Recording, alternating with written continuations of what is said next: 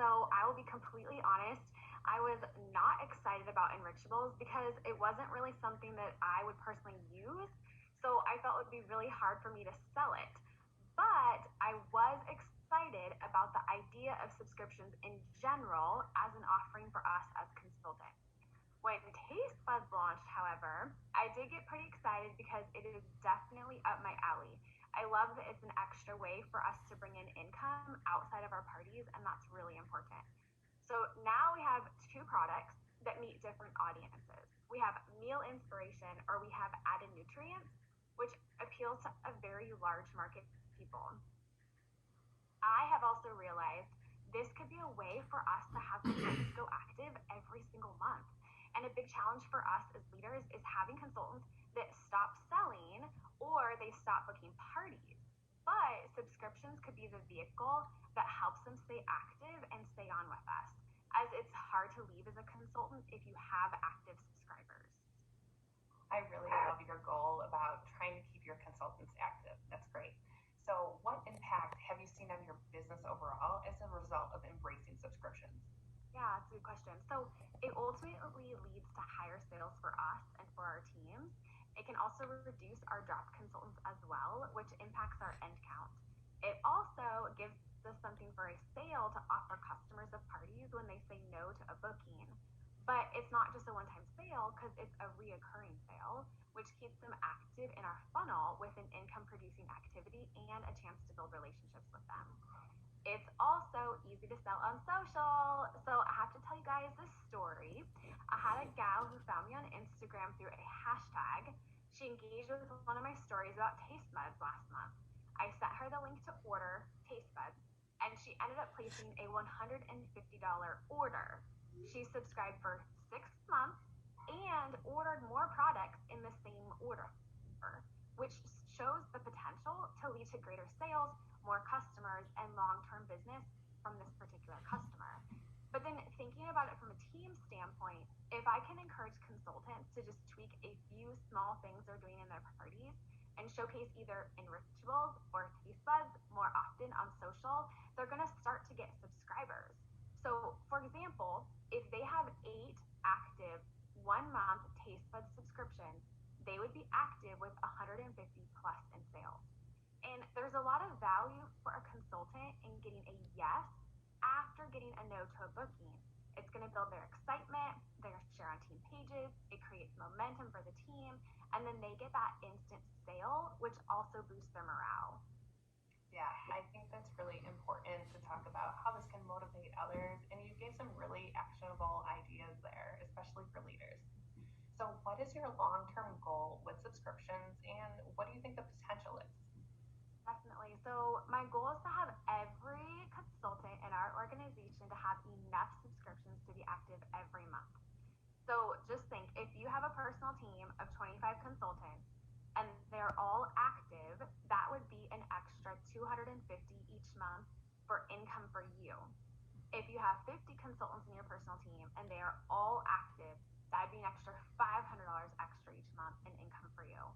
And I know we are not going to have 100% adoption, but if we shoot for that, we're going to land farther along than if we didn't aim that high. So imagine the impact to your end count as well if you had a reduction in drop and you had those recurring sales, so they're less likely to drop. So not to mention the ability to turn subscribers into hosts and consultants too. Yeah, that's great, Kristen. I think on the recruiting side, and then there's a flexible option to keep your consultants active. It's something for everyone. So, what are your top three strategies for introducing subscriptions to your network at parties and beyond, and also for your organization to get onboarded? Yeah, good question. So I think the important thing for us as leaders is to start with the low hanging fruit. So teach your consultants to plug into simple, easy things to just tweak what they're doing right now to get subscribers. So the first idea number one, is for them to offer subscriptions when they get a no from a booking ask. So we teach them to ask every person about the business first, and then we teach them to ask for the booking, and then we teach them to ask to try taste buds. If they say no to those things, then we offer to have them join their VIP group for a consultant.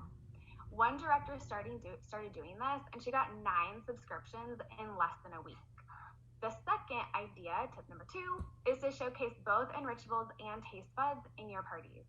Now, this is super obvious, right? But here's an idea. I recently added to my Google form the Google form giveaway, a question about which they would like more information on. Either taste buds, enrichables, not sure, or neither. Those were the options. And then I follow up with each guest with more information and to ask for the subscription sale. So you could be teaching your consultants to do the same. And then third is to use enrichable packets as party giveaways and to include a recipe. Ask them to tag you on social when they use it, and then you can use that as a testimonial for the product as well and for subscriptions, right? Also, follow up with each one that engages in that testimonial and ask if they'd like to subscribe. Lastly, use subscriptions to leverage social selling, okay? So think about this. You could encourage all of your consultants to subscribe themselves and do at least one post, story, or live per week about it. Now think about it this way. Their first social share could be when it arrives. The second one is when they make the first recipe. The third one is when they make the second recipe, and then again for the third recipe. So that's 4 weeks of one social share per week. And then teach them to follow up with each person that likes or comments on their social share by asking them to try and subscribe. If they got 2 subscribers every week between parties and social sharing, they would have 8 new subscribers per month, which is exactly what they need to reach active status. Kristen, those are amazing insights. Thank you so much for sharing. And Noelle, I'd like to see, do we have any time for Q&A? You guys have done great on time, and what I wanted to share is there's actually several suggestions for Dani and team to check into in the comments.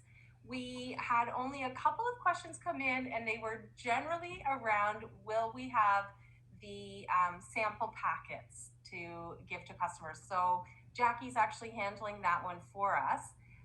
So you know what, you guys have done amazing. What I would love to do is ask our audience to keep sharing in the chat what stood out the most from what Kristen and Dani shared today. Again, there's so much potential when you really think about what they've shared, the ideas, the statistics, so much potential. So we're curious what stood out the most to each of you. Pop it in the chat. And Dani and Kristen, thank you so much for that information. It was fantastic. Thanks, Kristen. Thanks, Noelle.